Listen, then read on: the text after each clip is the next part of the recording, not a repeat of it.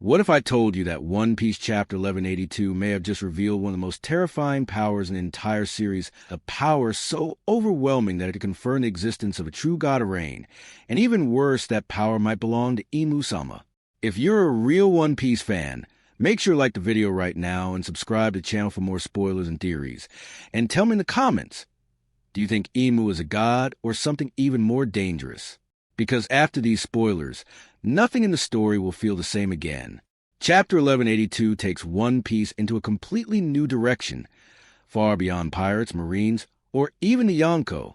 What we're starting to see now feels much bigger, something tied to mythology, ancient forces, and possibly divine beings that have existed since the Void Century. And right at the center of all of this is Imu. One of the most shocking elements in this chapter is the environment itself. We see sudden storms forming out of nowhere, heavy rain falling violently, and the sky turning dark in an unnatural way. This is not just weather. This feels controlled, almost like the world itself is responding to someone's will. And that brings up a terrifying possibility. Imu might be connected to a god of rain. If we go back in the story, especially to Skypiea, Oda already introduced the concept of gods connected to nature. We've heard about the sun god Nika, now represented by Luffy, symbolizing freedom, joy, and liberation. But what if there are other gods as well? What if Imu represents the opposite force? Not freedom, but control. Not light, but darkness. In this case, rain is no longer something that brings life, but something that represents domination, fear, and absolute authority over the world.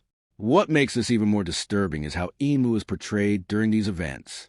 There is no sign of struggle, no visible effort, just complete control. The storms don't feel random. They feel intentional, almost like they're reacting directly to Imu's presence. And this raises a major question. Is Imu really just a devil fruit user, or is this power something much older, something that goes back to the Void Century or even before it? Because this doesn't feel like any ability we've seen before. This feels ancient, almost primordial.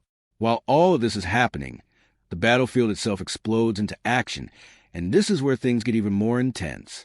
Zoro and Sanji step forward, and this moment feels different from anything we've seen recently. There is no rivalry, no jokes, no competition between them. Instead, we see complete focus and synchronization. This is not just a fight, this is a statement. Zoro unleashes a more refined and controlled version of his conqueror's haki, with attacks that feel heavier, sharper, and far more precise than before. Every strike carries a level of pressure that shows just how much he has grown. At the same time, Sanji pushes his enhanced body to its absolute limits. His speed becomes almost impossible to follow, and his flames burn hotter than ever, showing a level of power that feels close to its peak. Together, they create a perfect balance. Zoro represents raw power and overwhelming force, while Sanji brings speed, agility, and precision. And for a brief moment, it feels like they might actually be able to push back against a force that seems almost unstoppable. But this is where the bigger picture starts to form. If Imu is connected to a god of rain, and Luffy is the sun god Nika, then what we are seeing might be the setup for something much greater than just another war. This could be the beginning of a clash between opposing divine forces. Sun versus rain. Freedom versus control.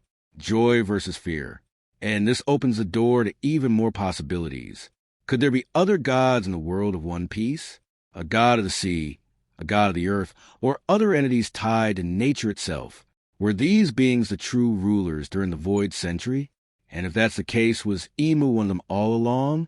Chapter 1182 doesn't just move the story forward. It changes the scale of everything.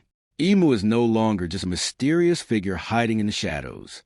Imu is becoming something far more dangerous, something that might stand at the very top of the world, not just as a ruler, but as a godlike being.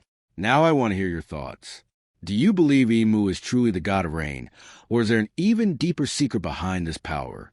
If you enjoyed this video, don't forget to like, subscribe, and stay tuned for more One Piece spoilers and theories, because things are only getting started.